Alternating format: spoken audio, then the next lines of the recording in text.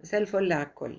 رسالتي بقى لشوية جهلوية كده مش فاهمين أي حاجة، ومن امبارح بقى شغالين كهربا مش هيدفع الغرامة، كهربا هيفضل كده لحد ما يعتزل. كهربا دي آخر مهلة ليه، في خلال الشهرين لازم يدفع الفلوس. محامي كهربا مش محامي شاطر. المحامي الشاطر مش اللي يقعد يأجل القضية للاطلاع لحيثيات الحكم. طيب أنا عايز مهلة مش عارفة إيه، أنا عايز القضية تتأجل، أصل مش عارف إيه. المحامي الشاطر اللي يخفف العقوبة على المخطئ.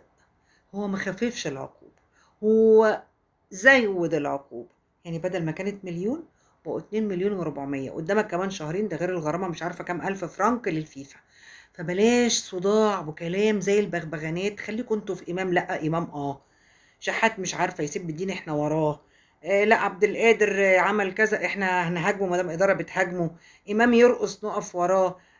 كهربا يبعت مش عارفة ايه ويقعد يتريق او يتهكم مع زمان، احنا في ظهره. انتوا خليكوا في السكة اللي انتوا ماشيين فيها، لكن اوعوا تتوهموا ان الفلوس مش هتدفع.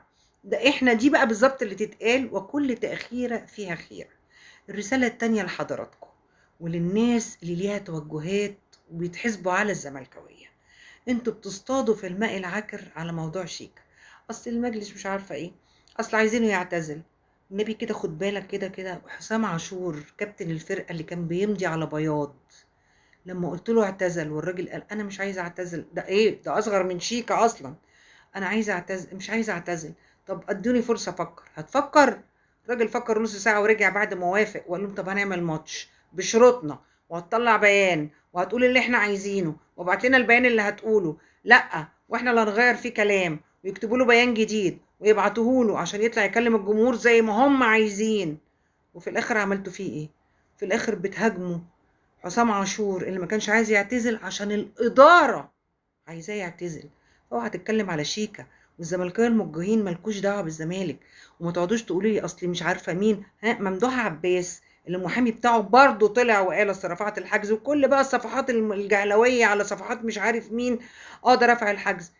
امبارح خالد لطيف مطلع الورقه: مفيش تنازل، عن مفيش عدم رفع الحجز. حضرتك رحت تنفذ الحجز، لقيت الحساب معمول لصالح الضرايب. حضرتك ما رفعتش حجز وما تضحكش على الزملكاويه. حضرتك ما لقيتش فلوس ولقيت الفلوس للضرايب. فبلاش بالنبي، انا رفعت ما طلعتش ليه؟ كذبت وطلعت ورقه مكتوب فيها التنازل عن الحجز. مالكوش دعوه بالزمالك.